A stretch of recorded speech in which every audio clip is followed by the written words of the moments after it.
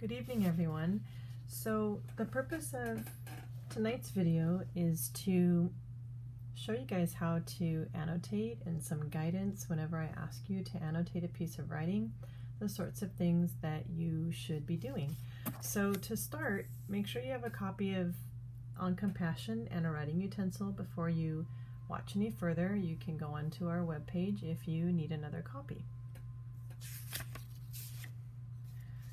So the big idea that we're going to be working with is what are the important things to consider when annotating a text? That's kind of the big question that I get. I'm not sure what I'm supposed to mark for. What am I supposed to be labeling? So that's the purpose of tonight's video, is to show you some ideas and give you some inspiration for how you might annotate anything that we're reading for class. So we should probably start by defining what annotate means. And when you annotate something, you're writing on a text. You're interacting with the words, phrases, and sentences on the page, and you're having a conversation with what you're reading. That's what annotate means. And probably one of the biggest misconceptions about annotating is that annotating is not highlighting.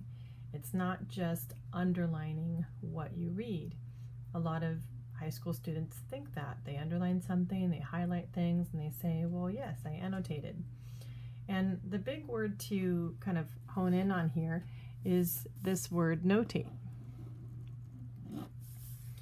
Now, notate is part of the word annotate, which means writing words and phrases, and that should accompany whatever you've highlighted or underlined or boxed. And so notate is going to be a really important word to keep in mind as you annotate what we're about to do. So when you annotate, the possibilities are really limitless, and I want you to keep that in mind. I'm going to give you some ideas tonight. Those aren't the only ideas that are out there, but they certainly are quite a few. So if you remember, we read this piece in class. It's called On Compassion, if you remember that from earlier today. And I said, well, we're going to read it once through, and then you're going to go home and you're going to watch this video, and I want you to annotate. So it's always best, if it's possible, to read something more than one time. And the reason why I suggest that is because annotating slows down your reading, and sometimes that kind of annoys people. So I always suggest read it once through first, just to get a general sense of what it's about and a general sense of comprehension. And then the next time you go back through, you'll go back through with your pen in hand or your pencil or whatever it is that you're using. And then at that point you will annotate. So the first way that I suggest starting your annotations is to take a look at the title. So we talked about this today, that there's this very important word on compassion, or excuse me, this important phrase on compassion, but really kind of focusing in on this word here. Now, this is a nonfiction piece of writing, as is most everything we read, these short excerpts that we read in class. So that leads us right away to knowing that we're looking for some kind of an argument that the writer is making.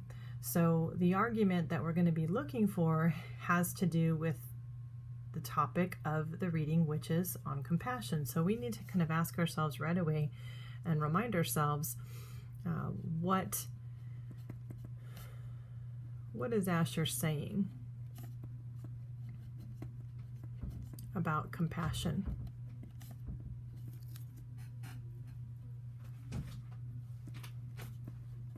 We need to remind ourselves, because that's going to help focus our annotations for the rest of this. And so I'll put a question mark there.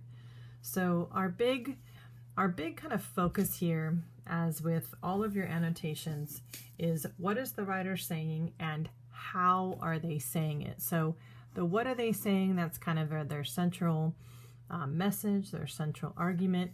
And the second piece that we're going to be looking for is how are they saying it? And this is going to help focus our annotation. So with the how are they saying it,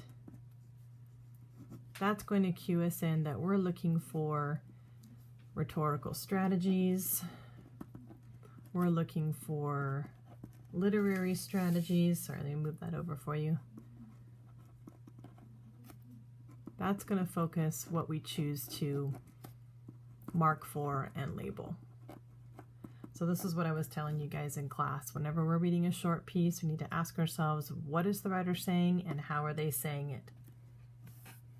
All right. So one of the things that can be very helpful when we're annotating is if you're provided with information about the writer, it's always a good idea to read it because it can give you some clues as to why they've written what they've written. So in this case, we're provided with, when she was born, she worked as a lawyer for 2 years before she became a full-time writer. That may or may not be important. We're not sure yet. So I would mark for the fact that, yes, she was a lawyer. And of course, she's a writer here. May be important, maybe not. Some of the topics that she has written about: her brother's death from AIDS. That'll be an interesting connection to her topic here. And then she also has, that was called Landscape Without Gravity, a memoir of grief. So again, we kind of get an indication of maybe where some of the inspiration for this topic came from. And kind of looking at that here. So a New Yorker, so we see where she's from. So perhaps that's going to inspire her setting. Asher draws her examples from On Compassion from life in that city. Okay, well, there you go. The brief scenes she describes, the encounter on the street corner, the moment in the cafe, allows the reader to imagine the thoughts and feelings of the participants.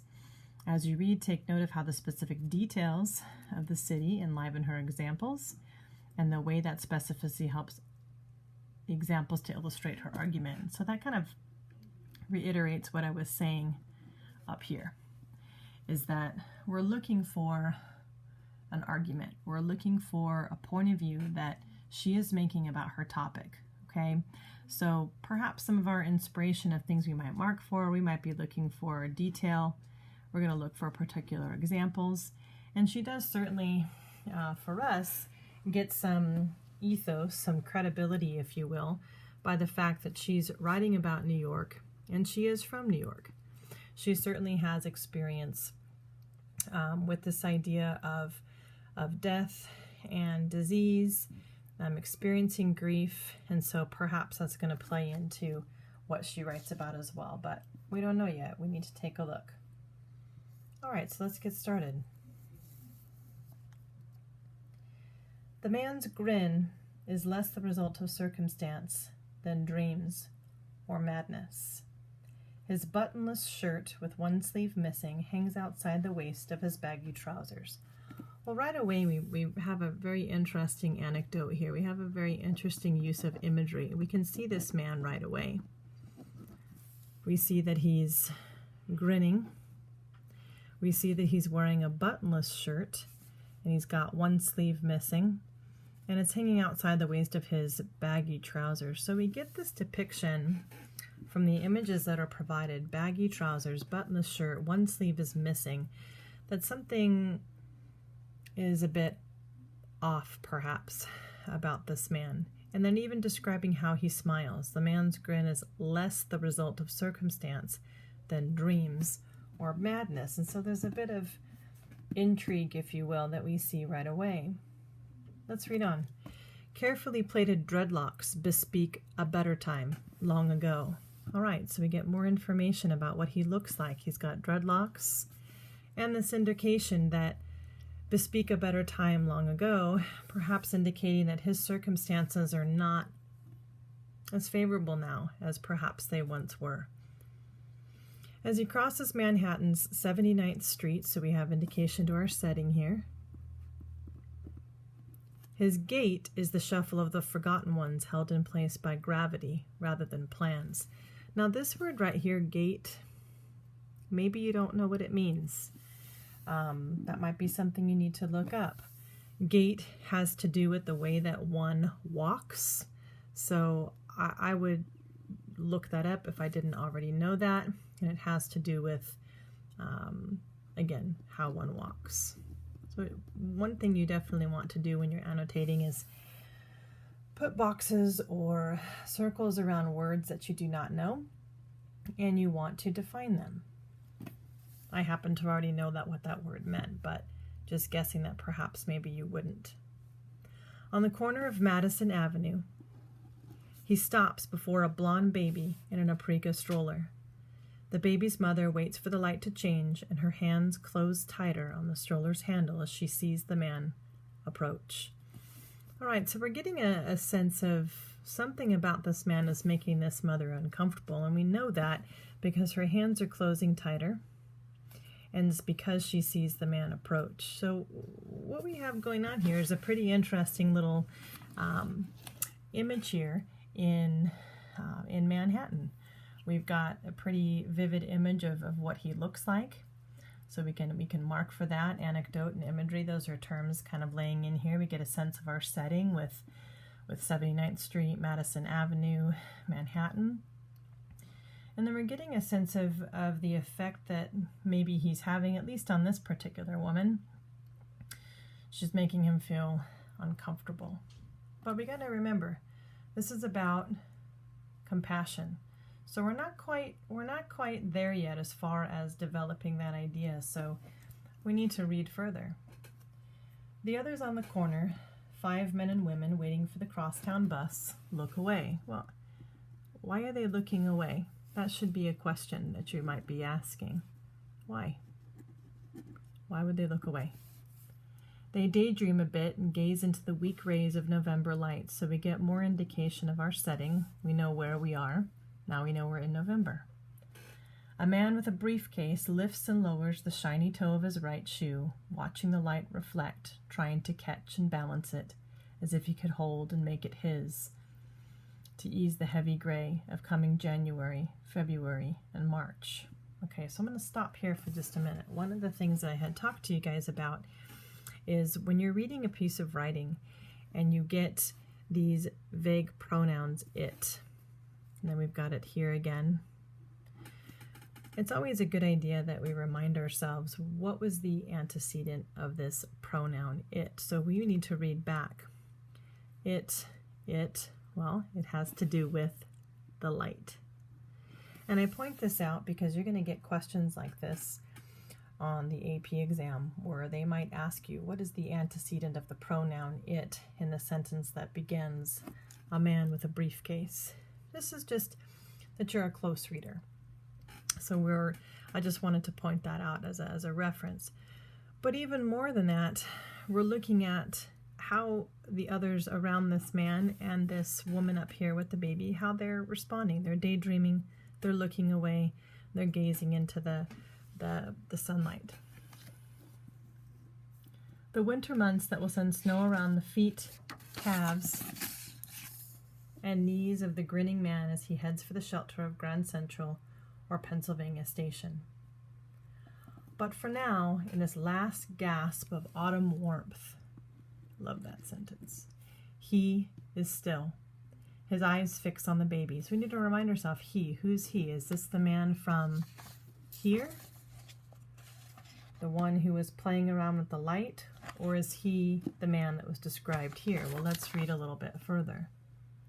His eyes fix on the baby. Okay, so this is the man from before. The mother removes her purse from her shoulder and rummages through its contents, lipstick, a lace handkerchief, an address book. She finds what she's looking for and passes a folded dollar over her child's head to the man who stands and stares even though the light has changed and traffic navigates about his hips. Okay, so what I've started to model for you so far is like a think aloud, if you will. I've tried to mark for clues about setting. I've asked questions of the text. I've circled words that I don't know. I've circled it whenever it shows up to make sure I understand what the antecedent was. And we're starting to get a hint as to the writer's argument. This topic is about compassion. So we're starting to see interactions between people already. This man with the dreadlocks and a mother and her baby.